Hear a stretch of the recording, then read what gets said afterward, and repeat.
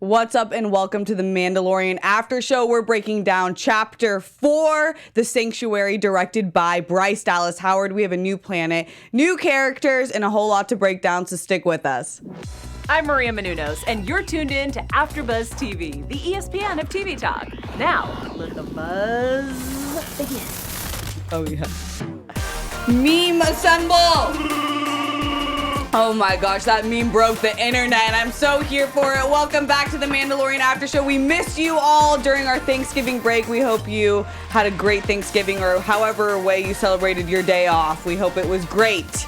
We have a really fun episode to talk about today. Before we get into it, I'm Chewbacca's long-lost daughter, Steph Sabraw, and I am joined to the left by Rilo Wren. He is the head of Popcorn Talk, and Ryan Nilsen is his real His Earth full name. name. Thank you so much, Chewbacca's daughter. Yes, episode 4, exciting one. Hope you had an amazing break. And Christian Bladt, I know you had a great break. Christian Bladt to his left, Grand Moff Christian, Thank you to very be much. correct. Yes, we ate many banthas on Thanksgiving, as we often do. They're delicious. Give it a try. Do you have any soup? Any Yoda soup? Oh, yeah, mostly Yoda soup. I've had a lot of Yoda soup this week. I think there's a lot of us under the weather, so Maybe a Yoda little soup bit. has healed us. But we are missing Grand Admiral Zia Anderson, and that is our one of two in our Star Wars or in our Marvel panel, which Correct, is Christian. yes. So we really miss her, but she will be back next week. Don't worry. So And let's just let people know that right after this, if you're watching live,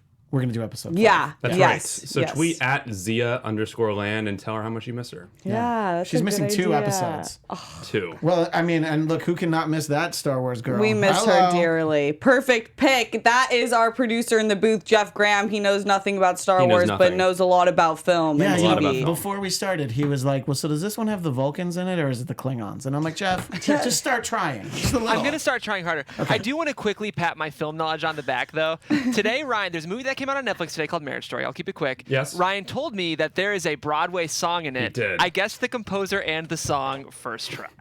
Ryan guess just it. sunk He down. did Nice. guess it. It was really Well, impressive. let's tie it to Star Wars. Who is in that movie? Kylo Ren? Yeah. Wow. How was it? It was good. I mean, it's about his divorce. So if you want to watch Kylo Ren go through a divorce, check it out Love on Netflix. it. I definitely want to If see you that. want to watch us talk about this episode, stick with us. We're going to be breaking down the new planet introduction to Cara Dune, which has been highly anticipated.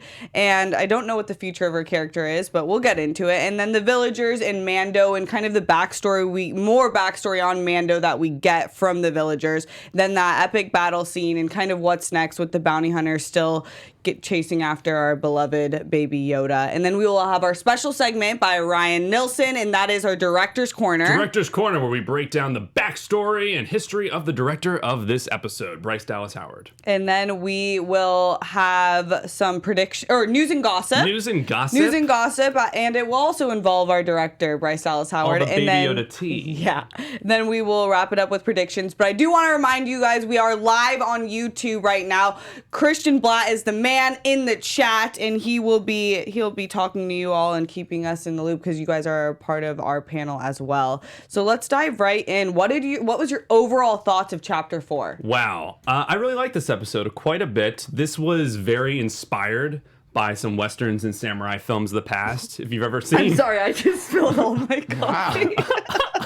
I saw the drips, but Go on. keep it together, McClunky. Yeah, you definitely McClunkied yourself. It. Yeah, Yoda. McClunkied Wow. all over your shirt. Wow. And it's my Christmas Yoda top. Oh, boy.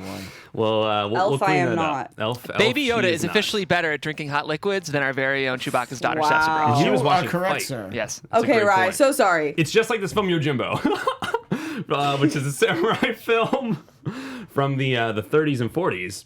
And it's basically, it's the classic setup, like this hero kind of far out bounty hunter coming through an old town. The villagers need help, and he offers up his support and maybe learns a few things about himself along the way. So yeah, classic Western samurai setup, premise. Really thoroughly enjoyed it, and we learned a lot more about Mando this episode. Yeah.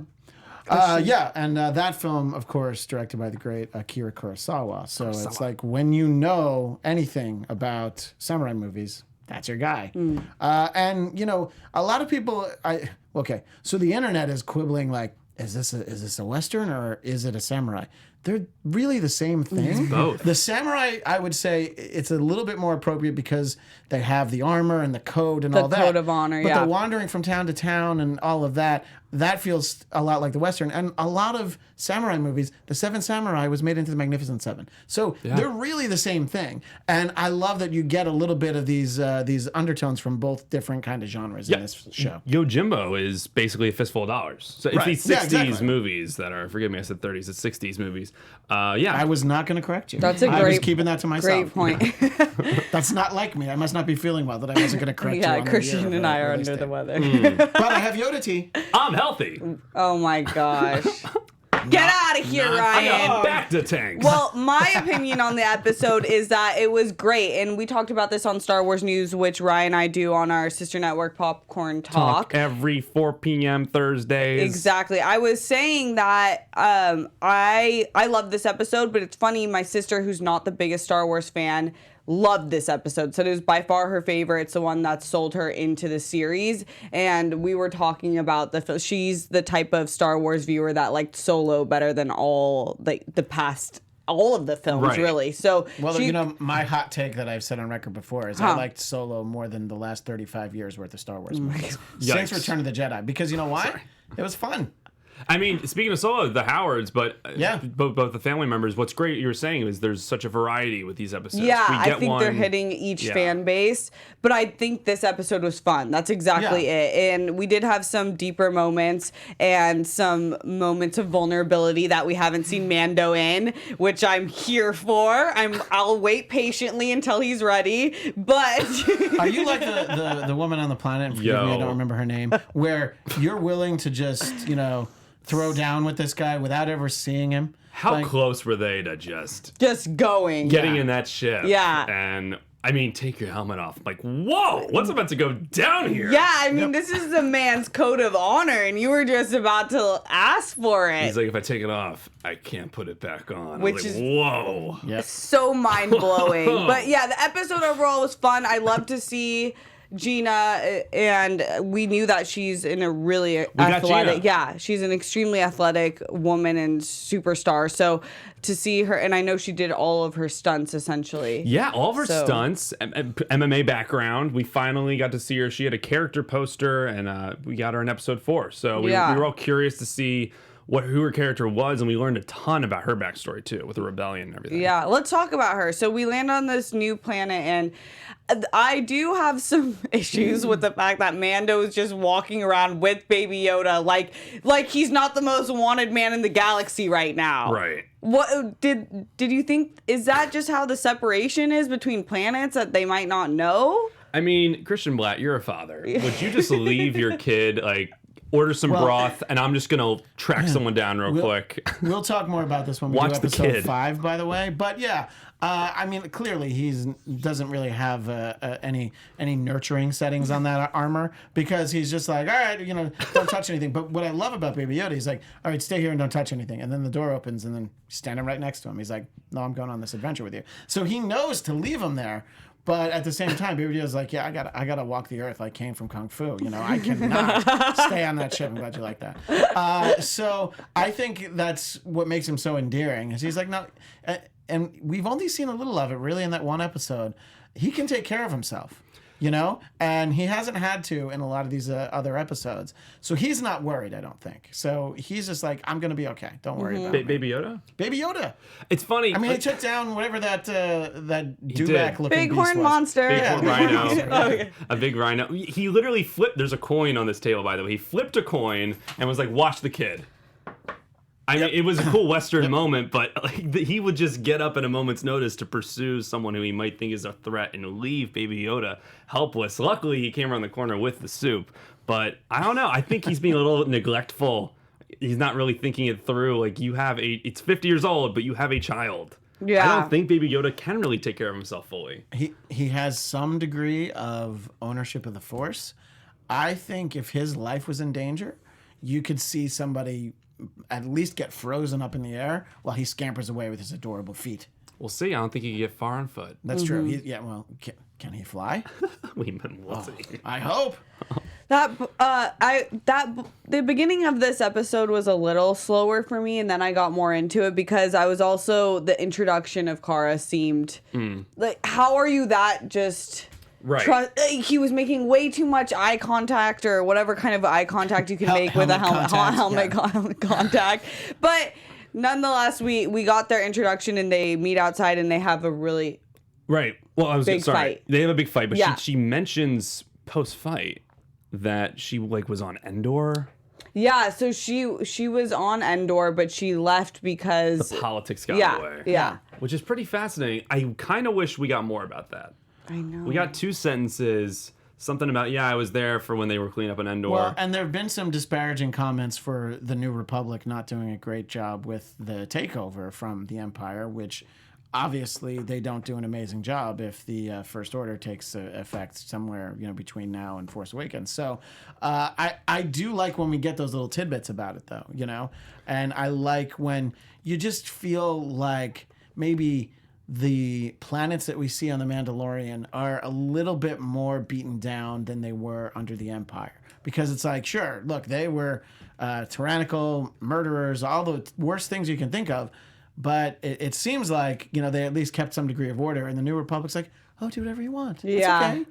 Just share your feelings. We'll be over here. We're gonna go in our magic city in the sky. We'll go in Coruscant. What do we... So we know she's guild is after her, too. Right. Oh, yeah, the guild's after her, too. She has had a history with the rebellion. She has this tattoo under her eye right there. It's pretty cool. I hope we learn more about that. Gang. I hope you get one by next week. I just think... Just something to think about. Yeah, maybe a Sharpie marker. But, Get my name tatted on your face or we're not co-pilots. Steph. Oh, man, I'm being put on the spot here. Yeah, I mean, what did you think? We were a little curious about what her performance is going to be like because her mileage has varied in the past. And I think I was happy. I was happy satisfied. too. I thought she did a solid job. So I've never seen her in anything. I understand that she's Yes, in you Fast have. and Furious. You saw her in Madness in the Method. I haven't. With Roxy Oh my Stryer. god, I Roxy did see her. In Stryer. that. Yeah. You're right. Oh, was she Jay Muse's girlfriend? Yes. Okay, so I forgot that I saw her in that, but I haven't seen her in like an action film. Shout out to Roxy Stryer, by the way. Shout Yeah. Yeah. But I love how that's Roxy Stryer's movie featuring Jay Muse. By the way. In any case, I forgot that I saw her in that. But I haven't seen her do action sequences. And I'm like, I don't know, that's all I want from her. Yeah. I thought that the action sequence was great. And we've been so lucky with this show that they don't have to skimp on the action. Like they're going to spend a full day choreographing it, make sure they get it to look right. So the action sequences are great. And just the fact that he's in this armor, you're like, it's not easy to move around in that, Totally. So To fight like that. But he doesn't really have that much of a problem, and so that's why it's always so impressive. Yeah, she was really impressive in that, and I thought it was directed great and shot great because it looked like a realistic fight between two really strong people instead of where they could have cut corners. I thought that was a great scene. And then just to cap it off, the most iconic moment where during the middle of their fight you turn and Baby Yoda's just sipping soup in a robe. Just he's bringing everyone together. You Yeah, could be that- fist fighting someone on a random planet, aiming guns at each other's heads, and then you see Baby Yoda, and you're like, And I what? love how he's able to sense, obviously, that there's not a real problem between them two, Right. or else he would have probably wanted to get in between it like he did. We've seen him before. Instead, he was just like casually like, they'll get over this. Yeah. I mean, that's why it's such a great meme. It's like he got a front row seat. He's like, this is awesome. You children. There's not much of a stage show. Yeah, he's probably older than both of them, by the way. He's 50. Yeah. You think Mando's 50 under there? No. She's not. No. So that's a great point. Yeah. So just he's always so calm, cool, and collected.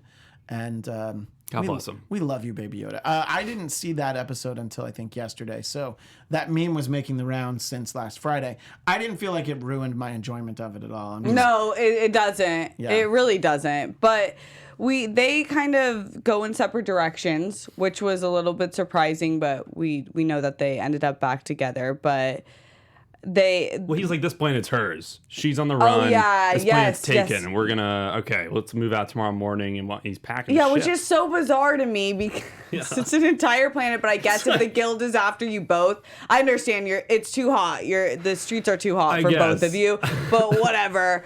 We find out they're on Sorgan is the planet, and it's the same from the intro shot we get of the peaceful farming people that they get attacked by Platoonian raiders. Some raiders. Are those Bosk-looking characters, or do they look a little different? I couldn't quite tell what. Slightly different. Yeah, okay, so, but, probably. They kind of look like Lord of the Rings. Probably the same costumes, but they added some different color to it. Like Uruk-hai a little. Yeah. For sure. But they end up, 2 of the villagers end up meeting Mando on his ship before he takes off and are begging for his help. And we all knew that he was going to come around, but there was a moment where I'm like, Mando! This was the one scene I was sort of rolling my eyes at. Talk about it. Again, we saw it coming. We know what's going to happen. Yeah. He's going to go help them out. But the fact that these 2 guys, first of all, they ride like a little speeder hover thing over, and they're like, help us. We need help. And like they're really begging. And he goes, yeah, no, I'm just not about it. And they're like, man, we got to walk all the way back. It's like, dude, you rode there. Yeah. What are you talking about? Walk back. Walk all the way back. It's like a quarter mile away. Them. Like, what are you talking about, man? And he's just like outwardly complaining, like not keeping it to himself. Oh man, now we gotta go all the way back. And Mando's like done. Secluded. Maybe it's like they drove their electric car to Vegas, but there was no charging station there, so they're like, well, now we can't do anything with it. I feel like that's what it was. Wow. I know. And okay, it wasn't that bad, but when Mando hears, okay, they can provide me some shelter, maybe if I give them a little help, they'll help me out a little. I love that. That's a great plot device. Unlike Yojimbo, where it's even in those old samurai movies and Western films, they're just kind of brought into the situation. This seemed very believable. Like they do have something he needs. Like this is a realistic reasoning for him to help. I agree, and it does make sense that he would want to bring Cara along too when they ended up grabbing her, because it is a pretty good hiding spot. If there wasn't a tracker, it'd be a great hiding spot to be with village people who have been there for centuries. Totally right. So that made sense. So he ends up going with him. They pick up Cara, obviously. And then we get the introduction into the characters that we saw in the opening shot, but one is the love interest. And she exposes this whole new side of Mando because she instantly starts just getting after him about his life, essentially, and the meaning of his helmet and when he can take it off. And that's when Ryan mentioned it earlier. We found out that if he takes it off, he just can't put it back on. There were more questions between the 2 of them than like on a first date. I know. The sexual tension. My goodness. You have to think of it as more like speed dating. You got to get it all out. It really was. Light speed dating. I did. See, now that I like. I did like that we saw that he took off his helmet to eat by himself. Yeah, because I was wondering that. Yeah, because it's like at some point, like you got to take it off. I get it. No one can see you. And does my he take acne would just be insane. Yeah, he's probably really ugly. I mean, he's probably got like a ZZ Top beard, you know? I mean, oh my gosh. But do you think he takes it off in front of Baby Yoda? That was my thought. Oh, great question. Because it's like he's another person, but he's also like a baby. He doesn't, in theory, he might not remember things from this point in his life. I don't think he does. I don't think he does. My guess is he doesn't, yeah. Since they're on the ship together, it's... Everyone, though, have you run into people talking about the show? Everyone's like, how does he eat? I'm like, guys, they show it in this episode. He takes the helmet off. He just eats. Like, people were thinking, like, oh, he puts it under the helmet. Like, no, he takes it off. He has a straw. He's got a straw. Like, everyone was asking that when I was home for Thanksgiving. Like, how does Mando eat with that helmet on? He can't always have it on. I'm like, yeah. So I'm too was happy they took it off and showed that. But through that, we kind of get more confirmation that Mando wasn't like Mandalorian born. It seems like he has a lot to prove, and that's why when he's being questioned, and I think kind of almost tempted to settle down and live this life, I think he has a lot more he wants to do and prove for himself. That's such a big point, Steph. I think that was maybe the biggest reveal for his character this episode, because this whole time we've thought, oh, he was just one of the Mandalorians, he was raised. Yeah. I think that village and those flashbacks that we've gotten in other episodes he wasn't a Mandalorian. That wasn't Mandalore. So this was another village, and he was a foundling, like all these other kids that they reference when he's with the other Mandalorians in the other episodes. So this is super intriguing because he is not a Mandalorian by blood. And I think that this is teasing the idea that he will take that helmet off and maybe even leave the Mandalorian Order. I think because he's not a traditional Mandalorian. That's a really key element to his character now. My thinking, by the way, when this episode started, I thought that it was a flashback and we were going to see like a young version of him again. Oh, wow. It seemed like, okay, so this is the beginning of what we've seen flashes of before. And then, it became apparent fairly quickly that that's not what it was.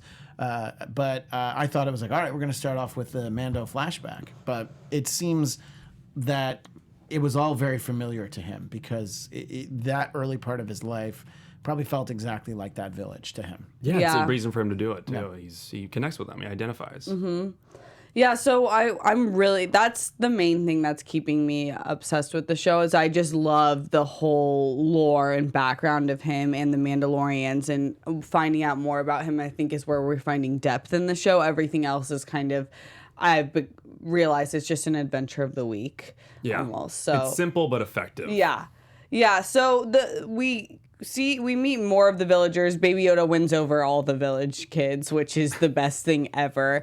And obviously there's the raiders that are trying to get after them. So originally, when they found out they have an ATST, they decided that they were going to leave them. You guys got to move. There's an ATST. We got to get out of here. I thought that was a great approach. That's that's the I difference love between, that we got an ATST though. They're so badass. That's the difference between a bounty hunter and a superhero. A superhero is like, well, we're gonna have to fight that ATST, aren't we? Bounty hunter's like, yep, everybody move. We got to go. Everyone This get isn't out. gonna work out, you guys. Trust me. When I watched this over Thanksgiving break, I was at home, and I have a Lego ATST right here in my room. That's That so was cool. so awesome to see. I was totally nerding out. Like we saw those on Endor. Yep. This was such a cool utilization of that vehicle. Like they got it from the Empire. The eyes were red. Yeah. That was Oh my cool. god. And was that, very the way cool. it was shot when they first went into the forest during the attack, it looked like a monster, and it was really well done. It wasn't usually how we see them in just walking and playing, like it was Yeah. sleeping. And they're talking about it like we can't take that on. Like, they're really building it up. But before we speaking see of it. Endor, when they are like, okay, we'll stay. Let's devise a plan. I feel like that trap was very Ewok Endor-esque. Definitely. Well, I mean, the Ewoks just took a couple of logs and bashed it in the side. Like, I was like, well, where's that plan? You know? There's no trees. Well, yeah. Well, you know what? You might have just poked a hole in my plan. But I did like that it was whoever was operating it was smart enough to be like, nope, not going to go step in your trap. Totally. Yeah. Oh my god, look at this concept art. That is Yes. so That's Yes. amazing. Yeah. But the plan was cool, and teaching the villagers how to fight was very. I got like a very that felt very throwbacky too, in a sense, and also Mulan-esque. That's very like Magnificent Seven, and or any of those samurai. Yeah. and Yeah, cavalry Western movies. throwback. You have to help you need help from the locals. So it's like who's shot a blaster? By the way, Mando's girlfriend had shot a blaster before. Oh, how badass. That's how you knew she was perfect for him. by the way. Yeah, that's when he was like, "Damn, I'm tested right So now." does she have a background? Like, how don't does she have think- blaster experience? Was she ever fighting with the Resistance or the Stormtroopers? That's a great question. I think she had something to do with that. And maybe, because we can tell Stormtroopers used to be on this planet since there is an ATST. So maybe she fought with them in the past. I hope we get her again. I hope a lot of these characters we're getting in this season we I feel like reunite we're with. not. You don't think so? I feel like not in this season. I feel like in season 2 we might revisit some of them. I think we might never see Nick Her Nolte. again? I think we might never see Nick Nolte again. I have spoken. I have spoken. Oh, that's that's kind of the bummer I've realized throughout the weeks. Luckily the Mandalorian is so enticing, and that is enough. But it does. I love characters and diving into them deeply in shows. So it's kind of a little bit disappointing that we only really have one to focus on, and we're barely getting. We're getting sprinkles. Yeah. Yeah. Yeah. So that battle scene, I thought it was epically shot. Absolutely epic. I mean, and really cool that we got the plan too of them. Okay, So we have this little ditch. It's like this little river, and if it steps in it, it'll totally collapse. Love that idea, and we're gonna draw them in with the villagers. But then when the ATST doesn't step in it, like, how are they gonna get it to fall in there? And it was a really awesome battle. Like you said, the training was cool. It really was a fun little battle, which we're not used to in Star Wars. Everything has to be gigantic, epic, across like massive landscapes. Like, this is a small little town. And it made sense for what they had. If it was any bigger, it wouldn't make sense. It was just well written because they weren't like a huge enemy, but they were big enough and they were able to get them with what they had. Christian? Yeah, it wasn't like, oh, well, we have this box of thermal detonators. Would that help? So I was glad that they had realistic resources for what they would have.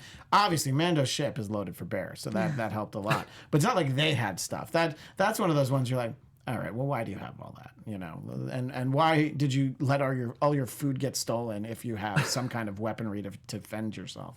Yeah. Can you imagine? I just want to include the chat for a moment. Yeah. Liquid King 87 says that Mando's not a traditional Mandalorian race-wise, but he is Mandalorian by culture, and by other Mandalorians, this has been the way. This is the way for millennia. So what truly is a Mandalorian? And our friend Ivan Soto says the Mandalore culture is very adoptive. It's not rare that Mando isn't a born Mandalorian. It's pretty common, actually.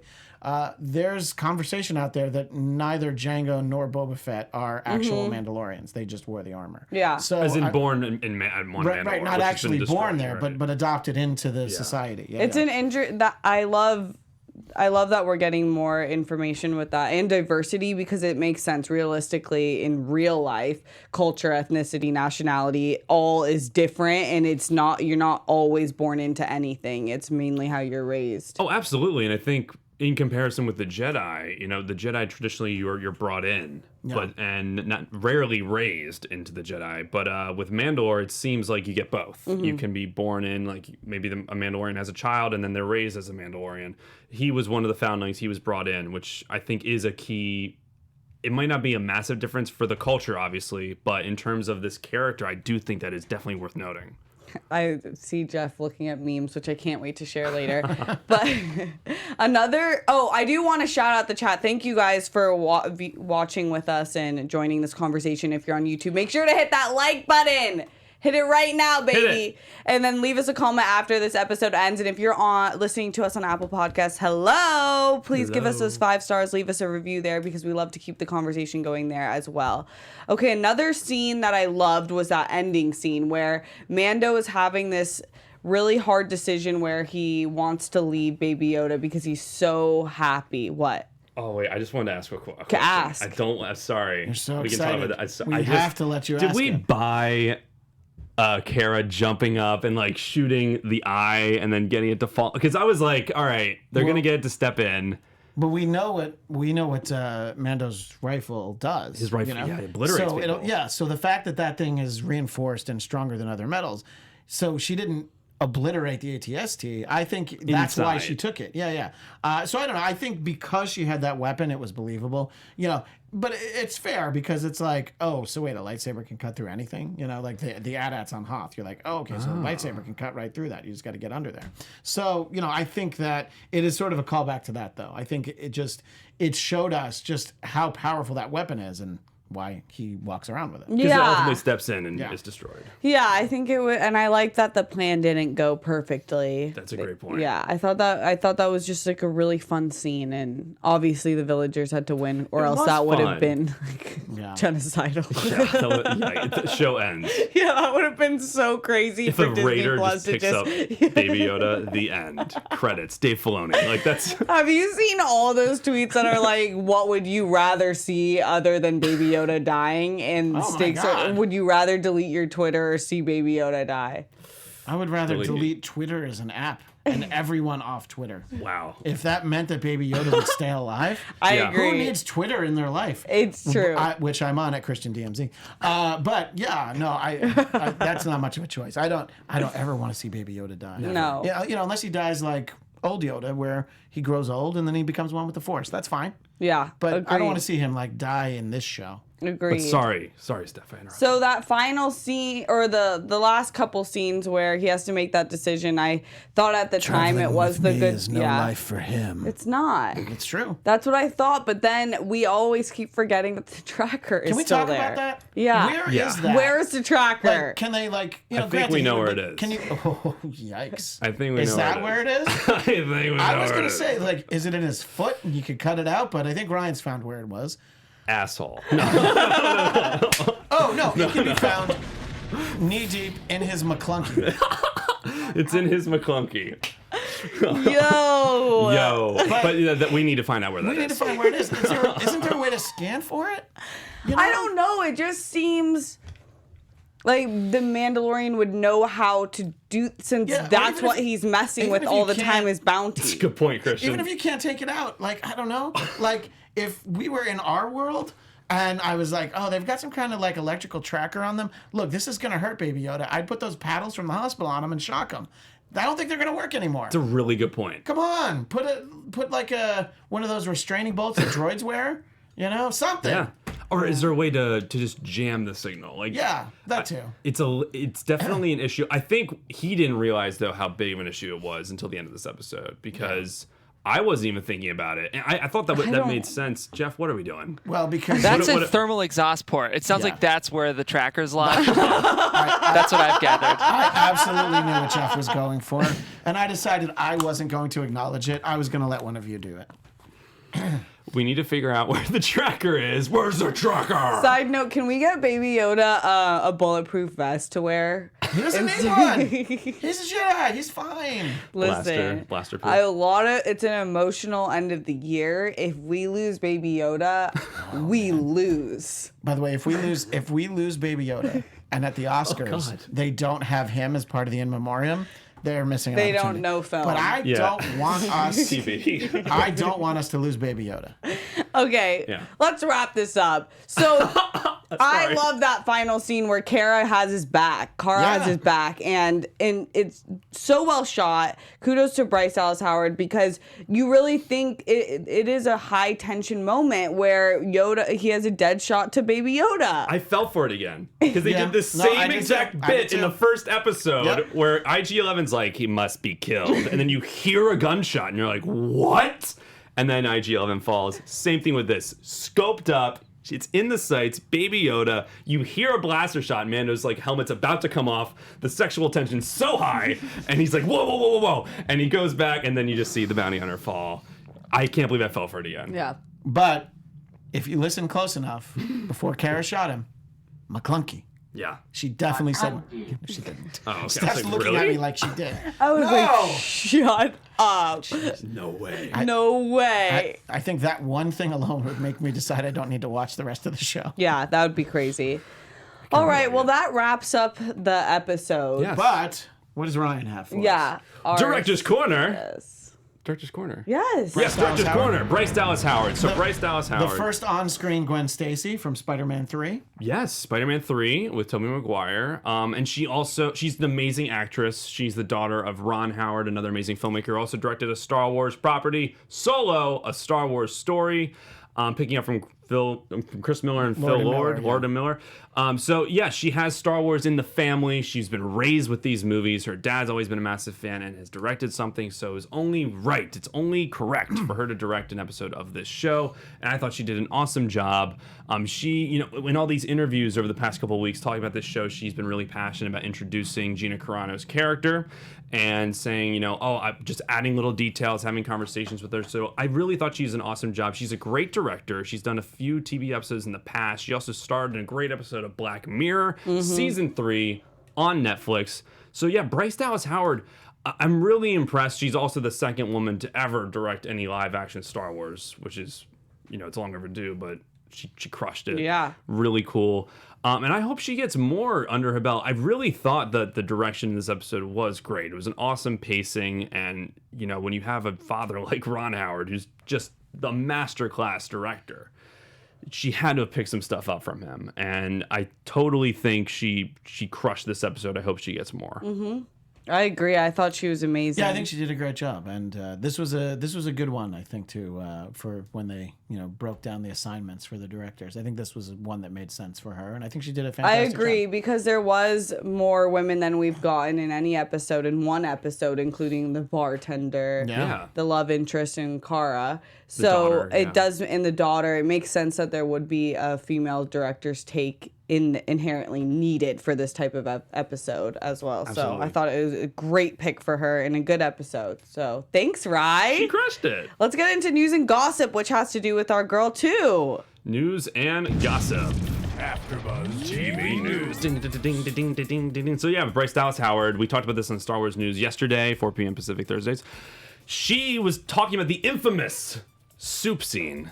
Baby Yoda drinking it, and just everything that had to go into that scene. So again, it's a really complicated choreography with Cara and Mando fighting, and then everything settles down, and you see Baby Yoda. And Steph, she mentioned a few alternate takes of how they were shooting she it. has this fun quote about it because she was saying, like Ryan was saying, she was saying it was such an intense scene and it was really well choreographed, and they were battling it out and just using all their might, and then Baby Yoda springs into the scene sipping his soup, and she says everything else goes away. All these amazing feats of athleticism and martial arts and all this stuff just becomes Baby with soup, and all we wanted to do was a zillion takes of how Baby was going to drink his soup. Would he drink it with one hand, with two hands, sipping it a lot, sipping it a little bit? There were so many options, and I just thought that was so funny because I thought it was great. What they picked was great, but I would have that same idea too. Like how would Baby Yoda sip his soup? Right. And just the timing of the scene too. That's why it's been the biggest meme on the internet the past week, because it looks so funny, and also it's so adorable that I would stop fighting and look at that and then just settle down and talk about your past. Yeah. Because they immediately make up after that. Like, they're friends. Baby Yoda brings them together. What else is happening in Star Wars news? A lot. We cover it, like Ryan said, Thursdays, 4 p.m. on Popcorn Talk, so you can get more in-depth look to what's happening in Star Wars news there. But Right. I have another thing. What? Yeah. So we were talking about Baby Yoda just uniting everyone, like this soup scene. I did send a video, Jeff. It's a little montage I cut together of Baby Yoda basically uniting the country. We've had a ton of celebrities just be asked in interviews like, hey, have you seen Baby Yoda? What are your thoughts on Baby Yoda? And I cut this little video together. I think we're putting it up on the screen right now. Enjoy. Oh man. All right, here we go. So it's Baby Yoda in the cockpit, the classic button. Baby Yoda. Stop touching things. Baby Yoda. Floating in the pod. Baby Yoda. Baby Yoda. There it is. Baby Yoda. Levitating a horn monster. Baby Yoda. I feel like Baby Yoda has united the country Elizabeth Moss in of a way Mad that Men is and very Handmaid's Tale fame. necessary.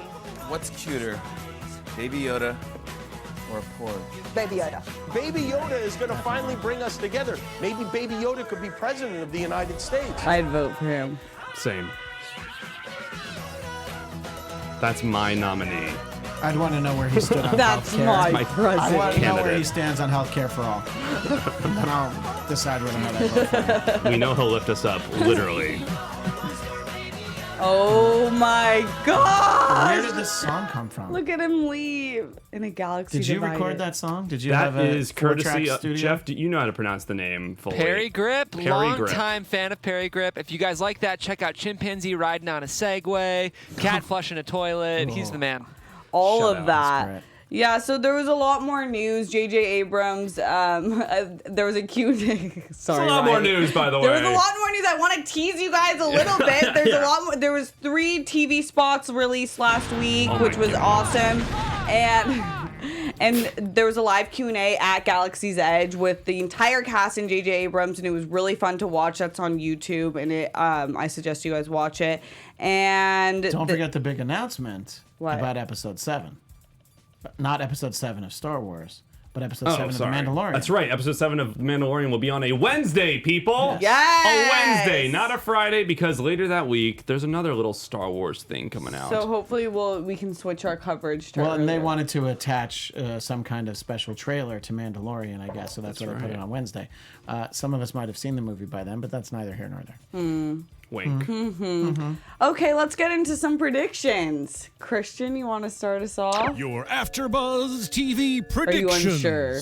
Well, I've seen the next one, so this becomes awkward. Oh, but, yes! But I will say that something that happens in the next one is something that I predicted.